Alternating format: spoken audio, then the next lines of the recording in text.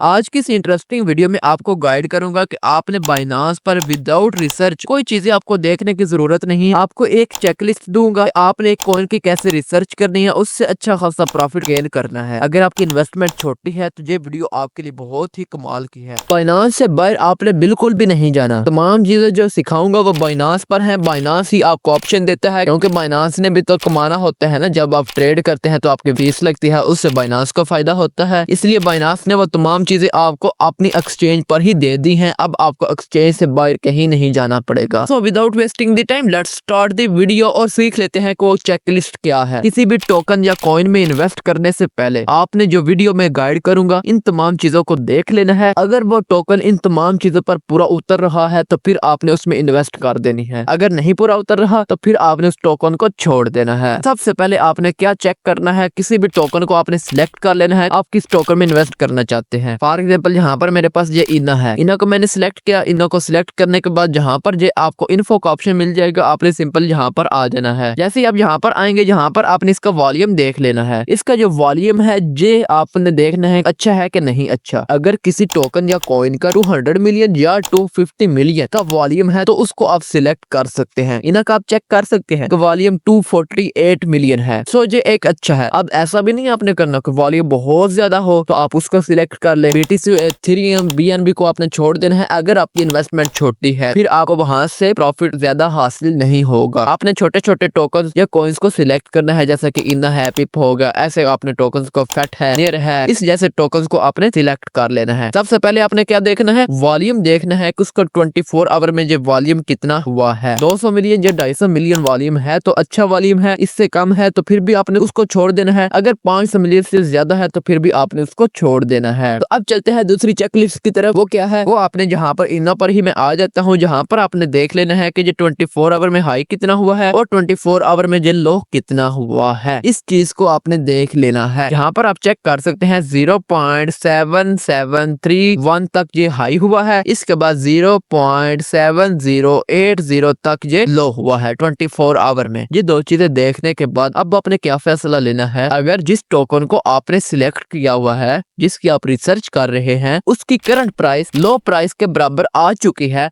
तो फिर आप उसमें इन्वेस्ट कर सकते हैं, या उसके करीब है तो फिर भी आप उसमें इन्वेस्ट कर सकते हैं। तो ये बात भी आपने याद रख लेनी है। ऐसा आपने नहीं करना कि वो आपने 24 आवर हाई से ऊपर चला गया है फिर आप उसमें इन्वेस्ट करें। हाँ, अगर आपके पास क्रिप्टो का नॉलेज बहुत अच्छा है, आपका फंडामेंटल स्ट्रॉन्ग है, टेक्निकल आपका स्ट्रॉन्ग है, फिर आप अपनी रिसर्च करके उसमें इन्वेस्ट कर सकते हैं। सो जब भी बात क्लियर होगी, अब बात करते हैं नेक्स्ट ऑप्शन की। वो ये कि आपने जहाँ पर ये गेनर का ऑप्शन मिल जाता है, जहाँ पर जितने भी ये टोकन्स हैं इनमें आपने कभी भी इन्वेस्ट नहीं करना। इसमें क्यों नहीं आपने इन्वेस्ट करना, क्योंकि जहाँ पर जितने भी गेनर्स में टोकन चले जाते हैं उनमें प्रॉफिट का चांस कम होता है, लॉस का चांस ज्यादा होता है। तो इस वजह से आपने कोशिश करनी है गेनर में आपने कभी भी नहीं जाना। लूजर में आप जा सकते हैं। आप यहाँ पर जितने लूजर हुए हैं उनको चेक करें, उनका फंडामेंटल आप चेक करें, उनकी रिसर्च करें। अगर वो अच्छे आपको लग रहे हैं तो फिर आप उनमें जा सकते हैं। अब आपने नेक्स्ट क्या चीज करनी है, आपको एक टोकन पसंद आ रहा है, एक टोकन आपने सिलेक्ट किया, उसके वो तीनों चीजें जो मैंने पहले गाइड कर दी है वो क्लियर है, उस पर वो पूरा पूरा उतर रहा है। अब आपने 4th नंबर पर जो चीज चेक करनी है, फॉर एग्जाम्पल मैं इनो को ही चेक कर लेता हूँ, क्योंकि इना का जो 24 आवर लो हुआ है उसका और करंट प्राइस जो तकरीबन सेम आ रही है। अगर मैं इन्वेस्ट करना चाहूँ तो इस वक्त मैं इना में कर सकता हूँ। अब आपने क्या करना है, जहाँ पर आपने 1 आवर का टाइम फ्रेम लगा लेना है। 1 आवर का टाइम फ्रेम आपने लगाकर जहाँ पर भी आपने चेक करना है कि जो आपका ग्राफ है जो रेड हो रहा है, कैंडल कौन सी बढ़ रही है। इंशाल्लाह कैंडल पर भी मैं वीडियो बनाऊंगा कि कैंडल कितने टाइप्स की होती हैं, कौन कौन सी कैंडल का क्या मतलब होता है। वो भी वीडियो इंशाल्लाह बहुत जल्द हमारे चैनल पर आ जाएगी। इस चार्ट से भी आपको पता चल जाएगा कि इना की प्राइस अब ऊपर जानी है या नीचे आनी है। बहुत से लोग जो हैं वो यहाँ पर 15 मिनट और 5 मिनट का भी लगाते हैं। 15 और 5 मिनट का लगाने से आप उस ट्रेड से तकरीबन 1 घंटा 2 घंटे में बाहर आ सकते हैं। अगर आप 1 घंटे की सिलेक्ट करते हैं, 1 घंटे के हिसाब से आप सर्च करते हैं तो फिर आपका जो प्रॉफिट है, आप उस ट्रेड से जब एग्जिट लेते हैं तो एग्जिट लेने में आपके तकरीबन 5-6 घंटे लग जाते हैं। तो मैं आपको रिकमेंड करूंगा कि आपने जहाँ पर 1 घंटा या आपने 4 आवर को प्रेफर करना है। ये तमाम चीजें चेक करने के बाद आपने जहाँ पर आ जाना है ये ट्रेडिंग डाटा पे। इस पर जैसे ही आप आएंगे, जहाँ पर आपको मनी फ्लो चेक होगा। अगर तो जहाँ पर इसकी बाइंग कम हो रही है, सेलिंग आपकी ज्यादा हो रही है, तो फिर भी आपने थोड़ा सा वेट कर लेना है। जब उसकी बाइंग ज्यादा होगी तो फिर आपने उसमें इन्वेस्टमेंट करना स्टार्ट कर देनी है, क्योंकि जब भी किसी टोकन में बाय होता है तो उस वक्त उसकी प्राइस बढ़ना होना स्टार्ट हो जाती है। जब किसी टोकन की सेलिंग होती है तो उस वक्त उसकी प्राइस कम होना स्टार्ट हो जाती है। सो ये भी आपने चेक कर लेना है, इसका इनफ्लो वगैरह चेक करना है। इनफ्लो का क्या मतलब होता है? इनफ्लो के किसी भी दूसरे वैलेट से पैसा जब एक्सचेंज में आता है, उसका मतलब ये होता है कि वो बंदा जो एक्सचेंज में पैसा ला रहा है किसी वैलेट से, अब वो उसको सेल करना चाह रहा है। सेलिंग के लिए पैसा वैलेट से एक्सचेंज में लाया जाता है। सो ये भी आपने चेक कर लेना है। ट्रेडिंग डेटा को भी, ट्रेडिंग डेटा भी आपको बता देगा कि इस टोकन में आपको इन्वेस्टमेंट करनी चाहिए या नहीं करनी चाहिए। ये तमाम चीजें चेक कर ली हमने। नेक्स्ट आपने क्या चीज चेक करनी है, वो आपने यहाँ पर आ जाना है। मैंने अभी फिर इना का ही ग्राफ ओपन कर लिया है। ये जो मैं अभी आपको चेकलिस्ट प्रोवाइड कर रहा हूँ ना, जो हार्ड टोकन पर अप्लाई होगी, मैं आपको चेकलिस्ट प्रोवाइड कर दूं मुकम्मल। उसके बाद आपको बताऊंगा कि आपने इन्वेस्टमेंट कैसे करनी है ज्यादा से ज्यादा प्रॉफिट हासिल करने के लिए। अब आपने नेक्स्ट क्या चीज चेक करनी है, जहाँ पर आपको ये ग्राफ नजर आ रहा है, 2 डे का है, जहाँ पर 7 डे का है, 30 डे का है, 90 डेज का है, 180 डेज का है। लास्ट 7 डे में अगर कोई कॉइन 200%, 300% या 1000% अप हुआ है और 2 डे में वो 5%, 10% लो हुआ है, तो उस टोकन में भी आपने एंट्री नहीं लेनी। क्यों नहीं एंट्री लेनी? क्योंकि एक टोकन जिसकी एवरेज प्राइस चल रही है $5, अगर उसकी एवरेज $5 प्राइस चल रही है और वो एकदम से $20 पर चला जाता है, अब उसका 10% कम हुआ, फॉर एग्जांपल कर लेते हैं वो $18 पर आ चुका है, अब उसकी एवरेज प्राइस तो $5 है ना, $20 पे अब दोबारा तो बहुत मुश्किल जाएगा। तो उसने $18 से अब दोबारा